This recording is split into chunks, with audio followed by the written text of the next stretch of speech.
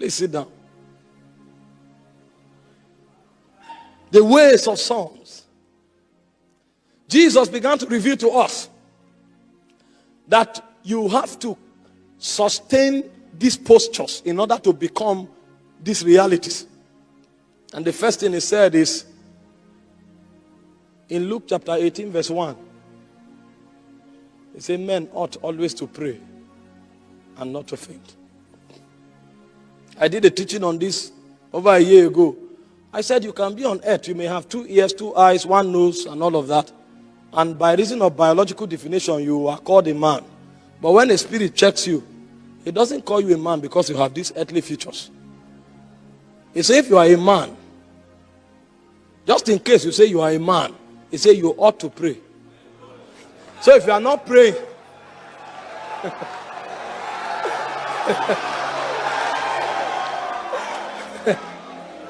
if you are not praying, mortals may call you man, but the spirit may look at an amoeba.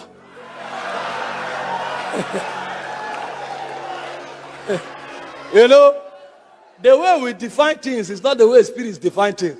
I told you yesterday, Jesus said, don't give holy things to swine. They will stamp on it.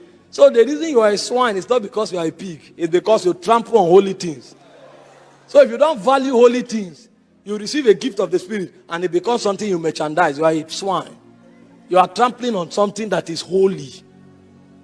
So you may call yourself a man. When the immortals check you out, they will say, okay, this one is an amoeba. Because the last time we checked, it was tossed to and fro by every wind of doctrine. And now he has gone the way of seductive spirits. So he doesn't have a stand in the spirit. He said, but if you are a son, if you are a man that is aligned with the government of heaven, he said, you know that it's your duty to pray and not to faint. So everyone that prevailed an established dimension in this world, they were men of the altars. When you want to check the part of their sojourning on earth, the only things you will find left behind are the altars they erected. When you follow a son, you will not find his cars because he doesn't have stable cars. Today he has dashed it out. Tomorrow you see him with another. For him, cars is a means of getting there fast. It's not for luxury. It's not for show. So you can't find him. The cars can't stay.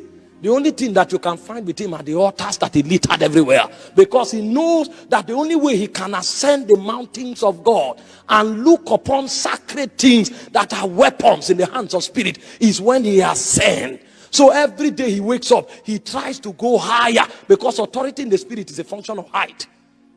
The higher he goes, the more he can establish the mandates of God. So every time he goes higher, he goes higher. For him, prayer is a way of ascension.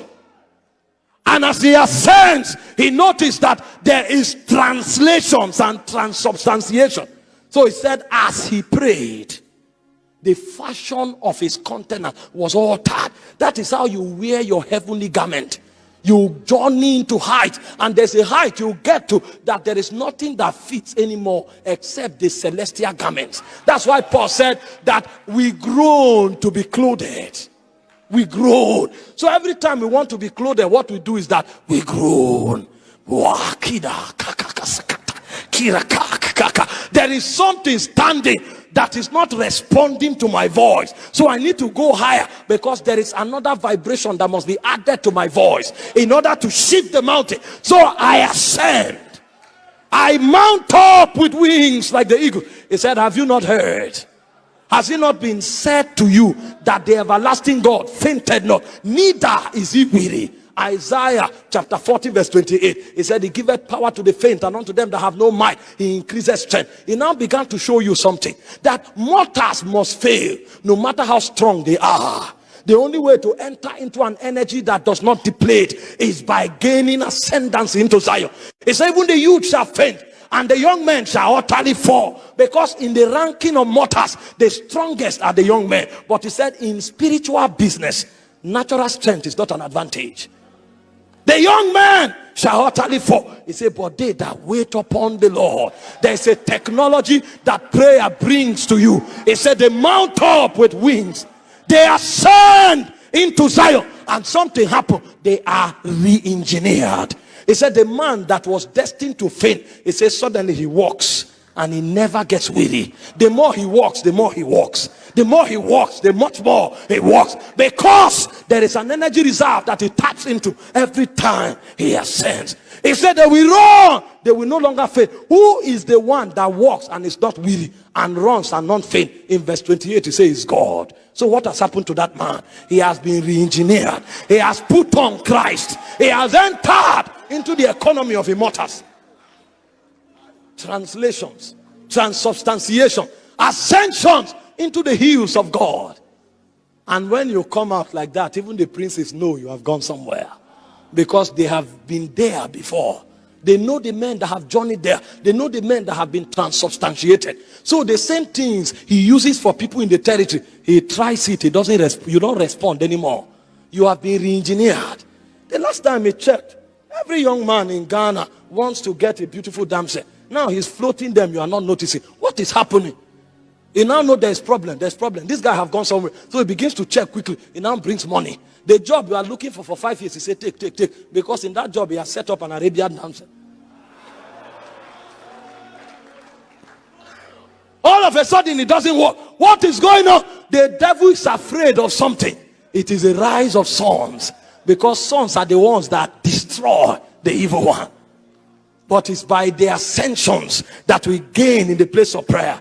Why do you think the old men were wise? He said, and Abraham, Genesis chapter 12 verse 7, built an altar to the Lord that appeared to him. He littered everywhere with altars. Genesis chapter 13 verse 8, he said, and Abraham built an altar to the Lord. 13 verse 18 rather, he built an altar. He was just erecting altars everywhere. Everywhere he went, he was there, because he knew the only way he can rule among the Philistines is by the strength of his altars. And then you come to Ghana. You don't know the dark sentences that have been uttered over this land.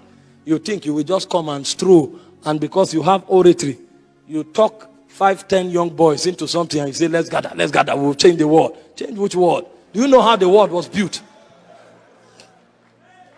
Do you know the wisdom in darkness that was invested to build this system?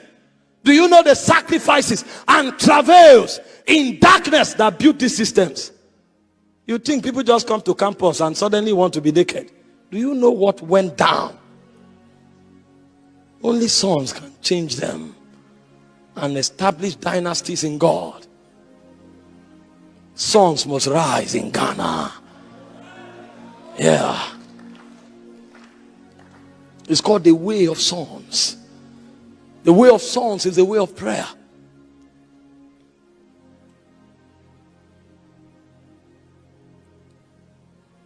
No one. The Bible said 3 times in a day, Daniel prayed facing Jerusalem. He didn't survive Babylon because he had a strong will. He needed to be sufficed every day. 3 times. That was a politician, like Daddy said. A praying politician indeed. 3 times in a day. Meanwhile, there are pastors who can't pray 3 times now. A strategy meeting upon strategy meeting. My friend said he was going for a vigil in a church. I said, okay, wow, great. I wish I could come with you. He said, no. This vigil, we they go plan some things. They were in vigil till morning. And when they came for the vigil, they prayed for 5 minutes. And each of the church branches, they will bring the strategy. Why did you people not hit this target? He said, but the people are not responding. How about this person? How about this person? I met this person in your church the last time I came. You mean these people can't give to meet this target? That was what they were checking in vigil from night till morning. And we want to take the word. You reign, you ancient Zion's king, Kadosh, Kadosh, you are mighty on the throne. You reign, you reign, you reign, you reign, Kadosh.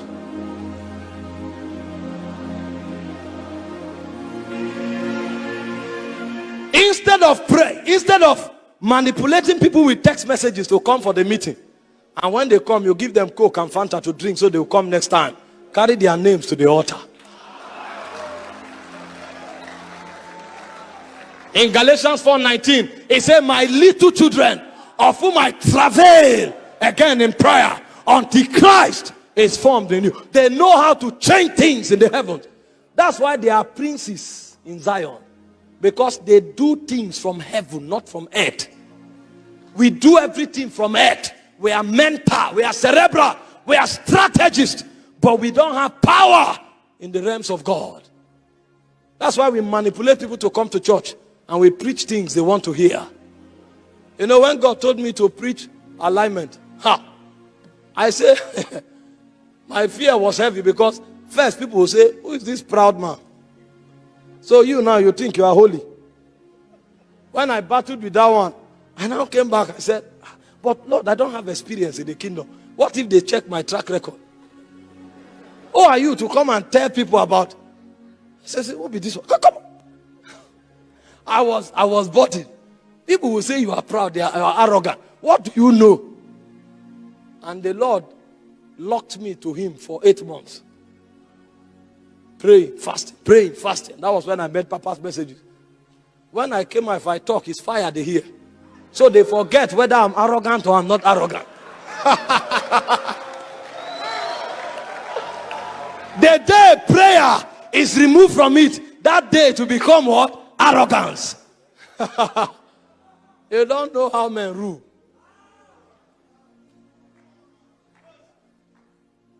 Instead of manipulating people, he said Epaphras is one of you. Colossians 4:12. A bond servant of Christ, laboring fervently for you in prayers, that you may be complete. You may stand perfect and complete in all the will of God. The man didn't bother about the lady who is not responding. He goes to the altar. I can change it there. If I change it from there, a moment she will want to come and do it herself. But because there are no sons, we use the way of strategy. So you visit the person in the person's house and say, you know the church needs you. How do you know you are a mighty woman of God? Which mighty woman of God doesn't come to church? Somebody is not coming to church. You say, mighty woman of God. How? Instead of going to her house, go to the altar and call her from there.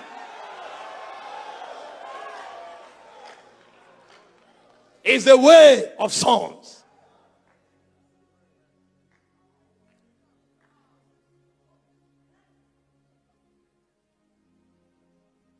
You think you listen to messages because they are telling you new things? No. Most times you hear it, you have heard everything they've said before. But it's fresh every morning. Because it comes from the womb of the Spirit. If it ceases to come from there, it can no longer build a generation. It's the way of sons. Please sit down.